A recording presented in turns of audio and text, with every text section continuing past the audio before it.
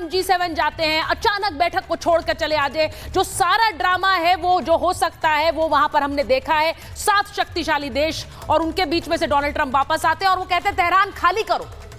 Tehran खाली करो का मतलब क्या है, आप इसे कैसे देख रहे हैं?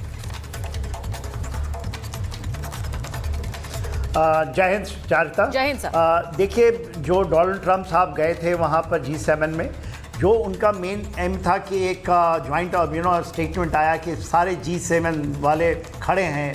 उन्होंने कहा, एक बयान दिया, ज्वाइंटली दिया कि इजराइल को अपने सेल्फ डिफेंस में कुछ भी करने का पूरा अधिकार है। सबसे बड़ा स्टेटमेंट जो आया है G7 का, इसके पहले कभी नहीं आया है ऐसा। दूसरी जो बड़ी बात है, ये मैं मानता हूँ कि जो वापस आए हैं वो बड़ा तो होगा ही।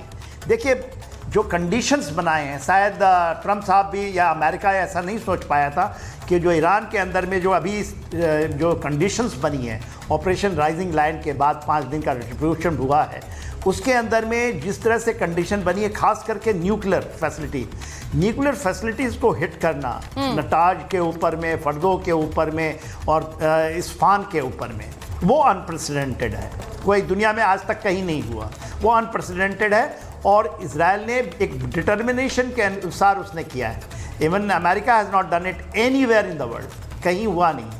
तो उसके अंदर में काफ़ी चीज़ें आई मैं उसमें कहा कि उसमें कुछ रिसाव हो रहा है, कुछ ऐसा हुआ। मगर देखिए, फर्दो जो है, फर्दो के अंदर में आप नहीं हिट कर सकते, जो खास करके GUB 28 से जो 5,000 पाउंड वाले हैं, उससे ज़्यादा उसको फ़र्क नहीं। उसमें 30,000 पाउंड का जो सबसे बड़ा GOB का, उसमें जो प्लेन्स हैं वो आपके B-2 बॉम्बर्स के श्रेणी वाले आते हैं, B-21, B-57, ये सब उसको ही ड्रॉप कर सकते हैं, कैरी कर सकते हैं। एक तो ये बात है, अमेरिका को इसमें कूदना ही पड़ेगा, अदरवाइज हाफ वे चीज़ें रुक जाएंगी और उनको ये डिसीजन लेना है और वो करेंगे।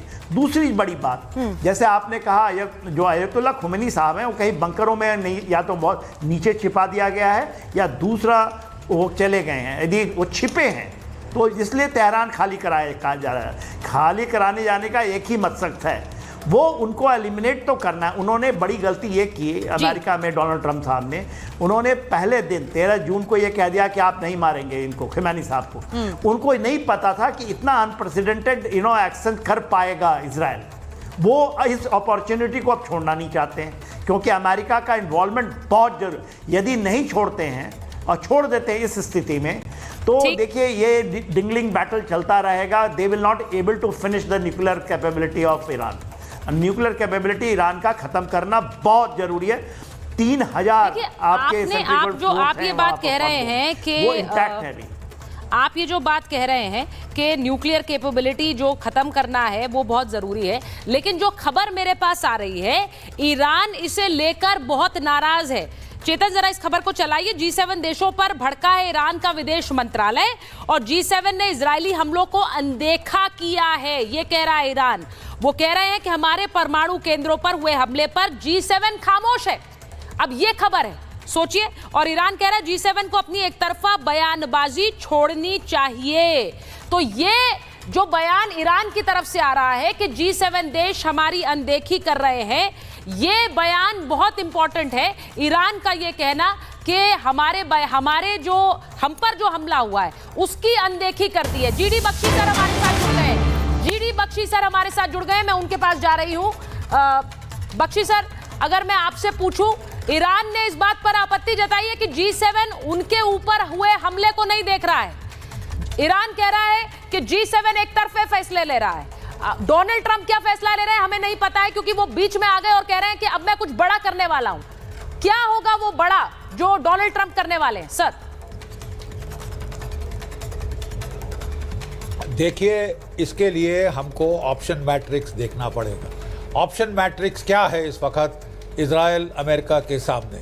इजराइल अमेरिका को कह रहा है, जैसे कि अभी मेरे दोस्त बोल रहे थे, कि इजराइल अमेरिका को कह रहा है कि आप भी युद्ध में शामिल हो जाइए, आप ही के पास वो GBU-70 बंकर बस्टर बॉम्ब्स हैं, 38,000 पाउंड्स वाले, 18,000 पाउंड्स वाले, जो कि B-2 बॉम्बर्स, B-52s यही जो है डिलीवर कर सकते हैं। जो फोदरो की अंडरग्राउंड न्यूक्लियर फैसिलिटी प्लांट है उसको खत्म करने के लिए केवल अमेरिका ही हस्तक्षेप करे तो होगा, नहीं तो ये काम अधूरा रह जाएगा। नतान्स की फैसिलिटी हिट हुई है, कितना नुकसान हुआ है अभी पता नहीं। इंटेलिजेंस ये थी कि 400 किलोग्राम एनरिच्ड यूरेनियम ईरान के पास था, 60% एनरिच्ड। इजराइल का एस्टिमेट था कि 9 से 10 बॉम्ब्स बनाने की कागार पे ईरान आ गया है, और उनका तो यह है कि साहब हम किसी तरह किसी हालत में ईरान के हाथ में न्यूक्लियर बॉम्ब नहीं पड़ने देंगे, क्योंकि साहब सबको जग जाहिर है और ईरान को ये नहीं करना चाहिए था। उन्होंने ख़त्म करने की इजराइल को धमकी दी है, बर्बाद कर देने की धमकी दी है, तो फिर उस देश को भी हक है अपने बचाव का। ठीक है साहब, ईरान के पास क्या ऑप्शन है?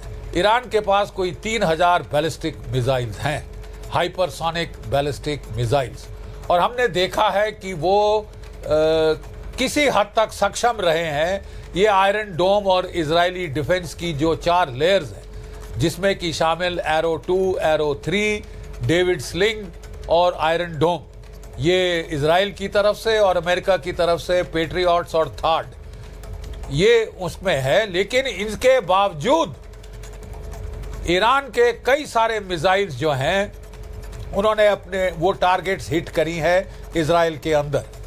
ईरान क्लेम कर रहा है कि उसने मोसाद के हेडक्वार्टर को हिट किया है। yes, ईरान क्लेम कर रहा है कि उसने जो है अपने एमओडी जो है उसको हिट किया है। एक मिनट मैं जरा खत्म कर लूं।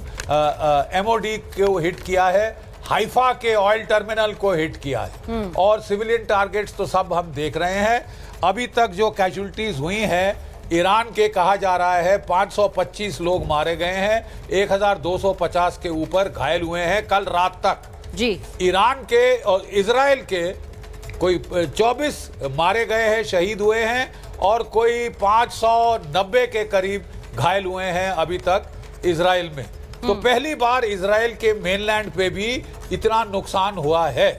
अब आगे क्या होगा देखिए जी। अगर अमेरिका इसमें, एक है कि अमेरिका जोर डालता है, टेल ट्विस्ट करता है, good cop bad cop routine चलती है, और वो ईरान को मजबूर करते हैं कि आप पीस टॉक करो, एग्रीमेंट करो कि तुम न्यूक्लियर वेपन्स को और बैलिस्टिक मिसाइल्स दोनों को गिव अप करोगे।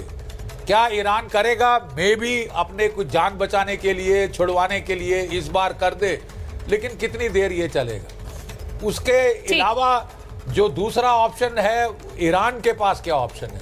या तो मैं सरेंडर कर दूं, या तो मैं पीस टॉक के लिए सहमत हो जाऊं, ठीक है, या I widen the conflict. Widen conflict मतलब मैं तो डूबूंगा। सर ये भी खबरें, ये खबरें पिछले कुछ दिनों में, पिछले कुछ घंटों में आ रही है कि ईरान डी एस्केलेशन चाह रहा है। ईरान अब बाकी क्वार्टर्स से बात कर रहा है for a D escalation plan, ये खबरें भी आ रही है। मैं जरा आज ये पूछना भी चाह रही हूं कि